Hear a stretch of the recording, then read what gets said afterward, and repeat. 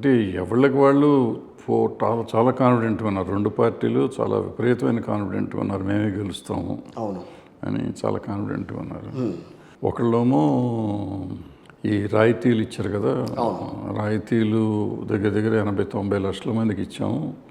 సంక్షేమ పథకాల ద్వారా సంక్షేమ పథకాలు కాపాడేస్తాయి అన్న. నిజంగా సంక్షేమ పథకాలు కాపాడితే ఈజీగా 120-130 వచ్చేయాలి.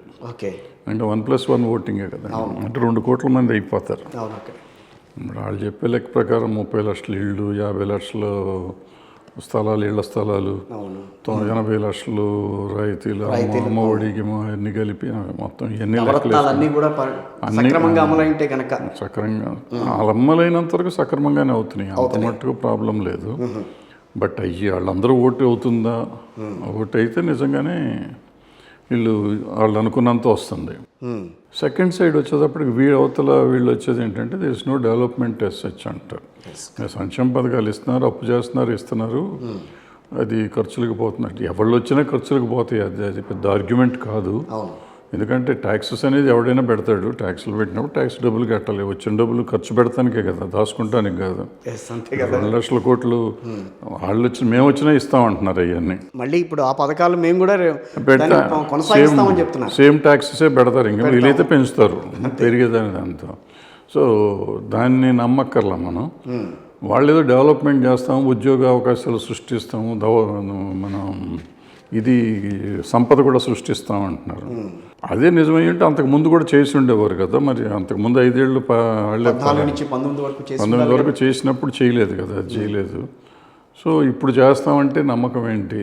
ఇప్పుడు ఏదో ఒక 30 ఏళ్ల కింద ఈ సాఫ్ట్వేర్ అప్పుడే పుట్టినప్పుడు మనకు భారతదేశంలో ఉన్న 5 రాష్ట్రాల్లో మనకు ఒక రాష్ట్రానికి ఇచ్చారు. సో డెవలప్ అయ్యాం. అప్పుడు ఆ డెవలప్మెంట్ నేను క్రియేట్గా తీసుకుని అప్పటికి ఇప్పుడు దాని మీదే మోగుతున్నాడు. 2020 అన్నా నేను నా వల్లే సాధ్యమైందని చెప్పి, నా వల్లే సాధ్యమైతే అది ఎప్పుడు మన నెంబర్ 1 కదా. బెంగళూరే నెంబర్ 1గా ఉంది. బెంగళూరు, మహారాష్ట్ర, ఢిల్లీ తర్వాతే మనం వచ్చాం తప్ప ఎప్పుడు ముందు నెంబర్ 1కి రాలా. ఓకే, సో అది ప్లస్ వరల్డ్ వైడ్ డెవలప్మెంట్. అది వరల్డ్ వైడ్ డెవలప్మెంట్. ఈవెన్ ఇండియాలో కూడా ఆల్మోస్ట్ ఒరిస్సా లాంటి రాష్ట్రంలో కూడా హైటెక్ సిటీలో వచ్చి సాఫ్ట్వేర్లు వచ్చినాయి, ఉద్యోగాలు వచ్చినాయి. సో చంద్రబాబు నాయుడు గారు ఒక్కడే కనిపెట్టాడు, ఈయన వల్లే వచ్చింది అనేది నిజం కాదు. ఆయన క్రెడిట్ మాత్రమే కాదు, ఆయన క్రెడిట్ అనుకుంటున్నాడు, ఆయన క్రెడిట్ కాదు. అంటే ఓవరాల్ డెవలప్మెంట్. ఇప్పుడు సినిమా ఇండస్ట్రీ ఉంది సార్. సినిమా ఇండస్ట్రీలో నేను వచ్చి చిన్న సినిమాలు తీశాను. ఇప్పుడు మధ్యలో తీసినప్పుడు 4 సక్సెస్ అయినాయి. కాబట్టి సినిమా ఇండస్ట్రీ పుట్టించింది నేను, చిన్న సినిమాని కనిపెట్టింది నేనంటే ఎట్లా సరిపోతుంది? కాదు కదా. అట్లాగే దాంతోపాటు evolution, it is an evolution, technological evolution. అది వచ్చి దాంట్లో ఎంప్లాయ్మెంట్ వచ్చింది. So you are part of it. వచ్చిన దాంట్లో పార్ట్ ఆయన. డెఫినెట్గా ఆయన పాత్ర ఉంది, లేదని మనం అనకూడదు. ఎందుకంటే ఓ ముఖ్యమంత్రిగా దాన్ని ఎంత ఫాస్ట్గా గ్రో చేయొచ్చు రాష్ట్రంలో అనేది ప్రయత్నం చేశాడు. ఆయన చేశారు. దాన్ని nobody can deny that. The same ఊరికే గాలిగా తిడతాం అనేది కాదు, కానీ డెఫినెట్గా డిడ్ సంథింగ్. ఆయన పాత్ర అయితే ఉంది, ఆయన పాత్ర కొంత ఉంది, కొంత ఉంది, లేకుండా లేదు.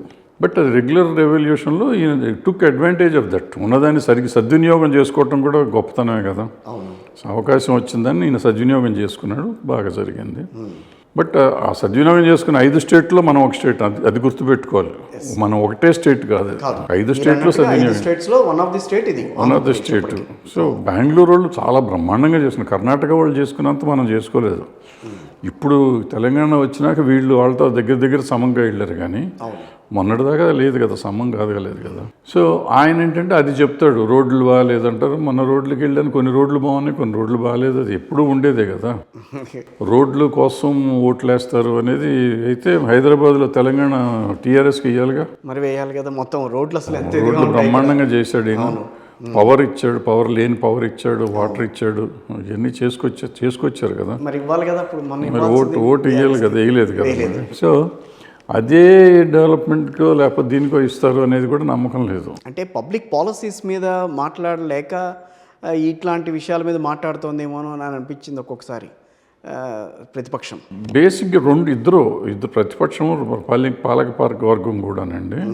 ఆంధ్రాలో పర్టికులర్గా మరీ ఒకళ్ళనొకళ్ళు తిట్టుకోవటం, బూతులు తిట్టుకోవటం, అసభ్యకరంగా, అసహ్యంగా, ఇంక్లూడింగ్ అసెంబ్లీలతో సహా వీళ్ళు మాట్లాడటం అనేది చాలా సిగ్గుపడాల్సిన విషయం. ప్రజలు తెలుగువాడిగా పుట్టిన ప్రతివాడు సిగ్గుపడాల్సిన విషయం. అన్ఫార్చునేట్గా ఏంటంటే తొడలు కొట్టుకుని వీళ్ళు మేము మాది ఈ పార్టీ అని తొడలు కొడుతున్నారు. కానీ they should be ashamed that మనం ఈ రాష్ట్రంలో పుట్టి మనకి ఇలాంటి నాయకులు ఉన్నారు అనుకుంటానే మనం సిగ్గుపడాలి. అన్ని పార్టీలు అట్టగే వచ్చినాయి. ఒక పార్టీ వీళ్ళు గొప్పోళ్ళు చెడ్డోళ్ళు అంటానికి లేదు. సో వైఎస్ఆర్ కాంగ్రెస్ పార్టీ ఎట్లాగో ఇటు పక్కన టీడీపీ కూడా అట్లాగే ఉంది. అందరూ అట్లాగే. సార్ టీడీపీ 5 ఏళ్ళు రాజ్యం వెళ్ళినప్పుడు వాళ్ళు అసెంబ్లీలో అట్లాగే తిట్టుతూ ఉండేవారు వాళ్ళని. దొంగ లక్ష కోట్లు ఇదే తప్ప మాట్లాడేవారు కదా వాళ్ళు. వీళ్ళు వచ్చినాక వాడు దొంగ, ఆయన దొంగ జైల్లో పెట్టాం ఇదే వాళ్ళు. సో వాట్ ఎవర్ తెలుగుదేశం 5 సంవత్సరాల్లో చేసినవి మీరు రెప్లికాస్ ఉంటే చూడండి. ఇక్కడ ఇప్పుడు వీళ్ళు అంటారు జీపులో మమ్మల్ని తిండి లేకుండా తిప్పారు, లేదా జైల్లో పెట్టారు. సేమ్ థింగ్ వాళ్ళు చేశారు. జర్నలిస్టులను తీసుకెళ్లారు, సోషల్ మీడియా వాళ్ళని తీసుకెళ్లారు.